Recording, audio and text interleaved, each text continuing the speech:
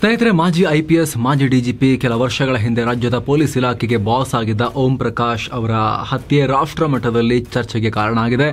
ಆರಂಭದಲ್ಲಿ ಇದು ಕ್ಷುಲ್ಲಕ ಕಾರಣಕ್ಕೆ ನಡೆದ ಹತ್ಯೆ ಅಂತ ಹೇಳಲಾಗ್ತಿತ್ತು. ಆದರೆ ಪೊಲೀಸ್ ತನಿಖೆ ವೇಳೆ ಬೆಚ್ಚಿ ಬೀಳಿಸುವ ಅಂಶಗಳು ಬಯಲಾಗ್ತಾ ಇವೆ. ಆಸ್ತಿ, ಕೌಟುಂಬಿಕ ಕಲಹದ ಜೊತೆಗೆ ಮತ್ತೊಂದು ಗಂಭೀರ ವಿಚಾರ ಕೂಡ ಬರ್ತಾ ಇದೆ. ಖುದ್ದು ಓಂ ಪ್ರಕಾಶ್ ಪತ್ನಿ ಕೂಡ ತಾವೇ ಗಂಡನನ್ನ, ಮಾಜಿ ಐಪಿಎಸ್, ಮಾಜಿ ಪೊಲೀಸ್ ಬಾಸ್ ಅನ್ನ, ತನ್ನ ಗಂಡನನ್ನ ಹತ್ಯೆ ಮಾಡಿದಾಗೆ ಒಪ್ಪಿಕೊಂಡಿದ್ದು ಆತ ಓಂ ಪ್ರಕಾಶ್ ಅವರ ಮಗ ದೂರು ಕೊಟ್ಟಿದ್ದಾರೆ. ಅಲ್ಲದೆ ಈ ಕೊಲೆಗೆ ಕೆಲವೇ ಕ್ಷಣಗಳ ಮುಂಚೆ ಏನ್ ನಡೀತು, ಆಮೇಲೆ ಏನಾಯ್ತು ಅನ್ನೋದು ಕೂಡ ಬಯಲಾಗ್ತಾ ಇದೆ ಈಗ. ಜೊತೆಗೆ ಓಂ ಪ್ರಕಾಶ್ ಅವರ ಪತ್ನಿಗೆ ಇದ್ದಂತಹ ಆ ಒಂದು ಸೀರಿಯಸ್ ಸಮಸ್ಯೆ, ಅವರ ಮೆದುಳಿನಲ್ಲಿ, ಅವರ ಮಾನಸಿಕತೆಗೆ ಸಂಬಂಧಪಟ್ಟಂತ ಗಂಭೀರ ವಿಚಾರ, ಅದು ಕೂಡ ಈಗ ಚರ್ಚೆಗೀಡಾಗ್ತಾ ಇದೆ. ಎಲ್ಲವನ್ನ ನೋಡ್ತಾ ಹೋಗೋಣ. ಊಟಕ್ಕೆ ಕುಳಿತಿದ್ದಾಗಲೇ ದಾಳಿ. ಅಂದಹಾಗೆ ಈ ಘಟನೆ ಆಗಿರುವುದು ಭಾನುವಾರ ಸಂಜೆ HSR ಲೇಔಟ್ನಲ್ಲಿನ ಮನೆಯಲ್ಲಿರುವಾಗಲೇ ಈ ಹತ್ಯೆ ನಡೆದಿದೆ.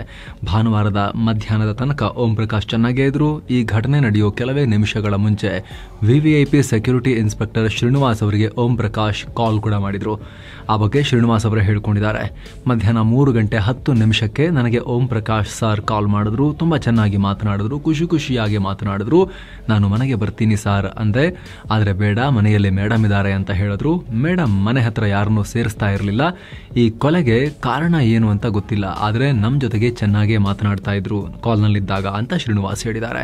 ಅಂದ್ರೆ ಸ್ನೇಹಿತರಲ್ಲಿ ಕೊಲೆ ಆಗೋ ಕೆಲವೇ ನಿಮಿಷಗಳ ತನಕ ಓಂ ಪ್ರಕಾಶ್ ಅವರಿಗೆ ಗೊತ್ತೇ ಇರಲಿಲ್ಲ ನನಗೇನು ಕಾದಿದೆ ಅಂತ. ನಾರ್ಮಲ್ ಆಗಿ ಖುಷಿಯಾಗಿದ್ರು ಅನ್ನೋದು ಶ್ರೀನಿವಾಸ್ ಅವರ ಮಾತಿನ ಸಾರ. ಆದ್ರೆ ಅದಾದ್ಮೇಲೆ ಪತ್ನಿಗೂ ಓಂ ಪ್ರಕಾಶ್ ಅವರಿಗೂ ಜಗಳ ಆಗಿದೆ. ಈ ಕೊಲೆ ನಡೆಯೋ ಟೈಮ್ನಲ್ಲಿ ಓಂ ಪ್ರಕಾಶ್ ಊಟಕ್ಕೆ ಕೂತಿದ್ರು. ಇದೇ ಹೊತ್ತಲ್ಲಿ ಇಬ್ಬರ ನಡುವೆ ಮಾತಿಗೆ ಮಾತು ಬೆಳೆದು ಹತ್ಯೆಯಲ್ಲಿ ಅಂತ್ಯ ಆಗಿದೆ. ಹತ್ಯೆ ನಡೆದ ಜಾಗದಲ್ಲಿ ಚಾಕು, ಬಾಟಲಿ ಕೂಡ ಸಿಕ್ಕಿದೆ. ಖಾರದ ಪುಡಿ, ಅಡುಗೆ ಎಣ್ಣೆ ಸೇರಿ ಸಾಕಷ್ಟು ಮಾರಕಾಸ್ತ್ರಗಳನ್ನು ಬಳಸಲಾಗಿದೆ.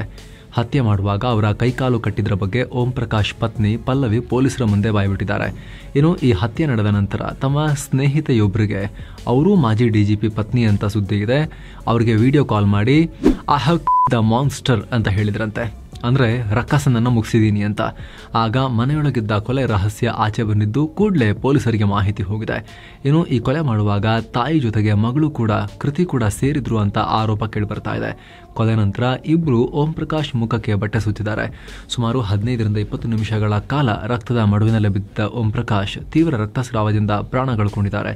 ಇನ್ನು ಕೊಲೆ ನಂತರ ಇವರು ಮಹಡಿ ಮೇಲಿನ ರೂಮ್ಗೆ ಹೋಗಿ ಬಾಗಿಲು ಹಾಕೊಂಡಿದ್ದಾರೆ, ಹಂತಕರಿಬ್ರು ಕೂಡ. ಪೊಲೀಸರು ಮನೆಗೆ ಬಂದ ಅರ್ಧ ಗಂಟೆಯಾದರೂ ಅವರು ಬಾಗಿಲನ್ನ ಓಪನ್ ಮಾಡಿರಲಿಲ್ಲ. ಕೊನೆಗೆ ಪೊಲೀಸರು ಮನವಿ ಮಾಡಿ ಮನವೊಲಿಸಿ ರೂಮ್ ಬಾಗಿಲು ತೆಗೆಸಿದ್ದಾರೆ. ನಂತರ ಡೈನಿಂಗ್ ಟೇಬಲ್ ಬಳಿ ಬಿದ್ದಿದ್ದ ಮಾಜಿ IPS ರ ದೇಹವನ್ನು ನೋಡಿದ್ದಾರೆ. ಸಾವು ಕನ್ಫರ್ಮ್ ಆಯಿತು. ಮಗನಿಂದ ತಾಯಿ ವಿರುದ್ಧ ದೂರು. ಇನ್ನು ಓಂ ಪ್ರಕಾಶ್ ಅವರ ಹತ್ಯೆ ಸಂಬಂಧ ಮಗ ಕಾರ್ತಿಕೇಶ್ ದೂರನ್ನ ಕೊಟ್ಟಿದ್ದಾರೆ. ತಾಯಿ ಮತ್ತು ತಂಗಿನೇ ಕಾರಣ ಇರಬಹುದು ಅಂತ ಹೇಳಿದ್ದಾರೆ. ನನ್ನ ತಾಯಿ ಪಲ್ಲವಿ ನಮ್ಮ ತಂದೆಗೆ ಕಳೆದ 1 ವಾರದಿಂದ ಕೊಲೆ ಬೆದರಿಕೆ ಹಾಕ್ತಾನೆ ಇದ್ರು. ಇದೇ ಕಾರಣಕ್ಕೆ ನಮ್ಮ ತಂದೆ ಅವರ ಸಹೋದರಿ ಮನೆಯಲ್ಲಿ ವಾಸ ಇದ್ರು. ನನ್ನ ತಂಗಿ ಕೃತಿ 2 ದಿನಗಳ ಹಿಂದೆ ಅವ್ರ ಮನೆಗೆ ಹೋಗಿ ಒತ್ತಾಯ ಮಾಡಿ ಪೀಡಿಸಿ ವಾಪಸ್ ಕರ್ಕೊಂಡ್ಬಂದಿದ್ರು. ಏಪ್ರಿಲ್ 20 ಸಂಜೆ ಸುಮಾರು 5 ಗಂಟೆಗೆ ನನಗೆ ಈ ಕೊಲೆ ವಿಚಾರ ಗೊತ್ತಾಯಿತು. ನಾನು ಆಗ ಹೊರಗಿದ್ದೆ. ನಮ್ಮ ತಾಯಿ ಪಲ್ಲವಿ ಮತ್ತು ತಂಗಿ ಕೃತಿಯೇ ನಮ್ಮ ತಂದೆಯನ್ನು ಹತ್ಯೆ ಮಾಡಿರೋ ಶಂಕೆ ಇದೆ.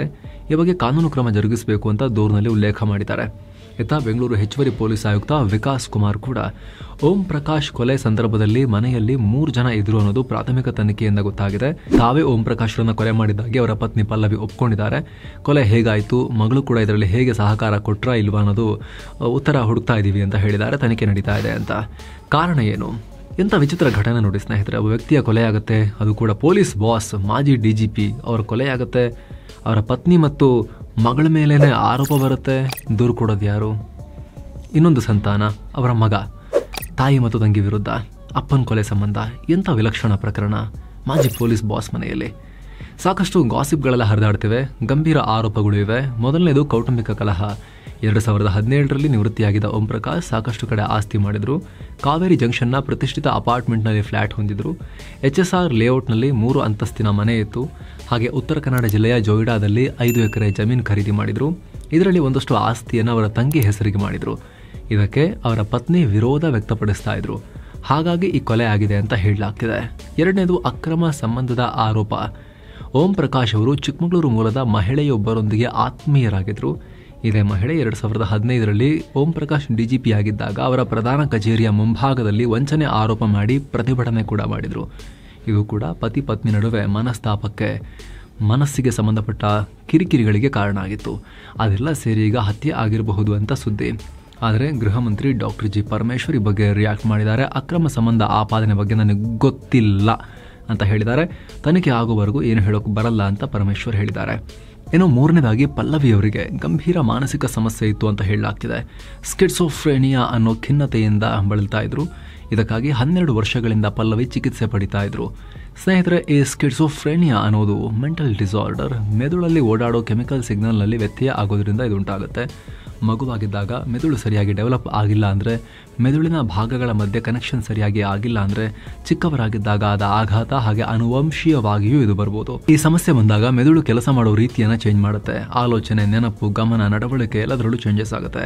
ಇದೇ ಕಾರಣಕ್ಕೆ ಸ್ಕಿಟ್ಸೋಫ್ರೇನಿಯಾ ಪೇಷಂಟ್ಗಳ ಜೀವನ ನಿತ್ಯ ಸ್ವಲ್ಪ ಕಷ್ಟ ಇರುತ್ತೆ. ಸಾಮಾನ್ಯವಾಗಿರೋದಿಲ್ಲ, ನಾರ್ಮಲ್ ಆಗಿರೋದಿಲ್ಲ. ಜಗತ್ತಲ್ಲಿ ಪ್ರತಿ 1 ಲಕ್ಷ ಜನರ ಪೈಕಿ 220-221 ಜನರಲ್ಲಿ ಈ ಕಾಯಿಲೆ ಕಾಣಿಸ್ಕೊಳ್ಳುತ್ತೆ. ಅಪರೂಪ. ಹೆಚ್ಚು ಕಾಣಿಸ್ಕೊಳ್ಳೋದು 45 ವರ್ಷ ಮತ್ತು ಮೇಲ್ಪಟ್ಟ ವ್ಯಕ್ತಿಗಳಲ್ಲಿ. ಈ ಕಾಯಿಲೆಯ ಸಾಮಾನ್ಯ ಗುಣಲಕ್ಷಣ ಅಂದ್ರೆ ಭ್ರಮೆ, ಒಂಟಿತನ, ಸುಮ್ನೆ ಕೋಪ, ಯಾರನ್ನೋ ಮಾತನಾಡಿಸಿದಂತಾಗೋದು, ಮಾತಲ್ಲೂ ತೊದಲು, ತೀವ್ರ ಒತ್ತಡ, ಓಡಾಟದಲ್ಲಿ ಬದಲಾವಣೆ, ಸುಖ ಸುಮ್ಮನೆ ಭಯ, ಅನುಮಾನ, ಏನೋ ತಿಂದಂಗೆ ಅನಿಸೋದು, ಯಾರನ್ನೋ ಮುಟ್ಟದಂಗಾಗೋದು, ಯಾರೋ ನಮ್ಮನ್ನ ಕಂಟ್ರೋಲ್ ಮಾಡ್ತಿದ್ದಾರೆ ಅಂತ ಅನಿಸೋದು. ಇದನ್ನೆಲ್ಲ ಕಲ್ಪಿಸ್ಕೊಂಡು ಊಹೆ ಮಾಡಿಕೊಂಡು ಅದರಿಂದ ಕೋಪ, ಸಿಟ್ಟು ಬಂದು ಮಾನಸಿಕ ಸ್ಥಿಮಿತ ಕಳ್ಕೊಳ್ಳೋದು, ಹೀಗೆ ನಾನಾ ಸಮಸ್ಯೆ ಆಗುತ್ತೆ. ಅದೇ ಕಾಯಿಲೆ ಪಲ್ಲವಿಯವರಿಗೆ ಇತ್ತು ಅನ್ನೋ ಆರೋಪ ಮಾಡಲಾಗ್ತಿದೆ. Anti psychotic treatment, self management ಸೇರಿ ಹಲವು ವಿಧಾನ ಬಳಸಿ ಸ್ಕಿಟ್ಸೋಫ್ರೇನಿಯಾಗೆ ಟ್ರೀಟ್ಮೆಂಟ್ ಕೊಡಲಾಗುತ್ತೆ. 6 ತಿಂಗಳ ಕಾಲ ಈ ಲಕ್ಷಣ ಪರ್ಸಿಸ್ಟ್ ಆದ್ರೆ, ಇದೇ ಹಂಗೆ ಇದ್ರೆ ಅದು ಈ ಡಿಸಾರ್ಡರ್ ಬಂದಿದೆ ಅಂತ ಕನ್ಫರ್ಮ್ ಮಾಡ್ತಾರೆ. ಇದೇ ಕಾಯಿಲೆ ಪಲ್ಲವಿಗೆ ಇತ್ತು ಅನ್ನೋದು ಈಗ ಮಾಹಿತಿ ಬರ್ತಾ ಇದೆ. ಆದ್ರೆ ಪಲ್ಲವಿ ಇದಕ್ಕೆ ಬೇರೆಯದೇ ಕಾರಣ ಕೊಡ್ತಾ ಇದ್ದಾರೆ. ಆತ್ಮರಕ್ಷಣೆಗೆ ಕೊಲೆ. ಎಸ್, ಪಲ್ಲವಿ ಆ ರೀತಿ ಹೇಳ್ತಾ ಇದ್ದಾರೆ. ಪೊಲೀಸರ ಮುಂದೆ ತಾನು ಆತ್ಮರಕ್ಷಣೆಗೆ ಕೊಲೆ ಮಾಡಿದ್ದಾಗಿ ಪಲ್ಲವಿ ಹೇಳ್ಕೊಳ್ತಾ ಇದ್ದಾರೆ. ನಿತ್ಯವೂ ಬಂದೂಕ್ ಹಿಡ್ಕೊಂಡು ಸಾಯಿಸ್ತೀನಿ ಅಂತ ಹೆದರಿಸ್ತಾ ಇದ್ರು. ಹೀಗಾಗಿ ನಾವು ನಮ್ಮ ರಕ್ಷಣೆ ಮಾಡ್ಕೊಂಡಿದ್ದೀವಿ ಅಂತ ಹೇಳಿದ್ದಾರೆ. ಅಷ್ಟೇ ಅಲ್ಲ, ವಾರದ ಹಿಂದೆ ಪಲ್ಲವಿ IPS ಅಧಿಕಾರಿಗಳು ಇದ್ದ ವಾಟ್ಸಪ್ ಗ್ರೂಪ್ನಲ್ಲಿ ಮೆಸೇಜ್ ಮಾಡಿ, ಇವರು ನನಗೆ ಮತ್ತು ನನ್ನ ಮಗಳಿಗೆ ಸಾಕಷ್ಟು ಹಿಂಸೆ ಕೊಡ್ತಾ ಇದ್ದಾರೆ, ಬಂದೂಕ್ ಹಿಡ್ಕೊಂಡು ಮನೆಯಲ್ಲಿ ಶೂಟ್ ಮಾಡ್ತೀನಿ ಅಂತ ಭಯಪಡಿಸ್ತಾ ಇದ್ದಾರೆ, ನಮ್ಮನ್ನು ಕಾಪಾಡಿ, ಓಂ ಪ್ರಕಾಶ್ ವಿರುದ್ಧ ಸೋಮೋಟೋ ಕೇಸ್ ಹಾಕೊಳ್ಳಿ ಅಂತ ವಾಟ್ಸಪ್ ಗ್ರೂಪ್ನಲ್ಲಿ ಹಾಕಿದ್ರಂತೆ. ಹೀಗಾಗಿ ಎಲ್ಲ ಆ್ಯಂಗಲ್ನಿಂದಲೂ ಪೊಲೀಸರು ತನಿಖೆ ನಡೆಸ್ತಾ ಇದ್ದಾರೆ. ಇದೇ ವೇಳೆ ಪೊಲೀಸ್ ಸ್ಟೇಷನ್ಗೆ ಬರಲ್ಲ ಅಂತ ಆಕೆ ಹಠ ಹಿಡಿದಿದ್ರು. 10ಕ್ಕೂ ಹೆಚ್ಚು ಮಹಿಳಾ ಸಿಬ್ಬಂದಿ 30 ನಿಮಿಷ ಕನ್ವಿನ್ಸ್ ಮಾಡಿ ಆಕೆಯನ್ನು ಎತ್ಕೊಂಡು ಹೋದರು. ಸದ್ಯ ಪಲ್ಲವಿ ಮತ್ತು ಕೃತಿಯನ್ನು ತೀವ್ರ ವಿಚಾರಣೆಗೊಳಪಡಿಸಲಾಗಿದೆ. ಮಡಿವಾಳ ACP ವಾಸುದೇವ್ ಪ್ರಕರಣವನ್ನು ಮುನ್ನಡೆಸ್ತಾ ಇದ್ದಾರೆ. ಅಂದಹಾಗೆ ಸ್ನೇಹಿತರೆ, ಓಂ ಪ್ರಕಾಶ್ ಅವರು ಬಿಹಾರ ಮೂಲದವರು. 1957ರಲ್ಲಿ ಇವರ ಜನನ ಆಗಿತ್ತು. 1981 ಬ್ಯಾಚ್ನ ಕರ್ನಾಟಕ ಕಾಡರ್ IPS ಆಫೀಸರ್. ಬೆಂಗಳೂರು ನಗರ ಸೇರಿ ವಿವಿಧ ಜಿಲ್ಲೆಗಳಲ್ಲಿ ಕೆಲಸ ಮಾಡಿದ್ದಾರೆ. 2015ರಲ್ಲಿ ರಾಜ್ಯದ 38ನೇ ಪೊಲೀಸ್ ಮಹಾನಿರ್ದೇಶಕರಾಗೂ ಕೂಡ ಕೆಲಸ ಮಾಡಿದ್ದಾರೆ, DGP ಆಗಿ. 2017ರಲ್ಲಿ ನಿವೃತ್ತರಾಗಿದ್ದರು. 1993ನಲ್ಲಿ ಭಟ್ಕಳ ಕೋಮು ಗಲಭೆಗಳನ್ನು ಕಂಟ್ರೋಲ್ ಮಾಡೋಕೆ ಅವ್ರನ್ನ ಆಯ್ಕೆ ಮಾಡಲಾಗಿತ್ತು. ಉತ್ತರ ವಲಯದ DIG ಆಗಿ, ಅಗ್ನಿಶಾಮಕ ದಳದ DIG ಆಗಿ, ಹಾಗೆ IGP ಆಗಿ ಕೆಲಸ ಮಾಡಿದ್ರು. ಸಾರಿಗೆ ಆಯುಕ್ತರಾಗೂ ಕೂಡ ವರ್ಕ್ ಮಾಡಿದ್ರು. ನಂತರ ADGP ಆಗಿ, ಕೊನೆಗೆ ರಾಜ್ಯದ ಪೊಲೀಸ್ ಮಹಾನಿರ್ದೇಶಕರಾಗಿದ್ರು.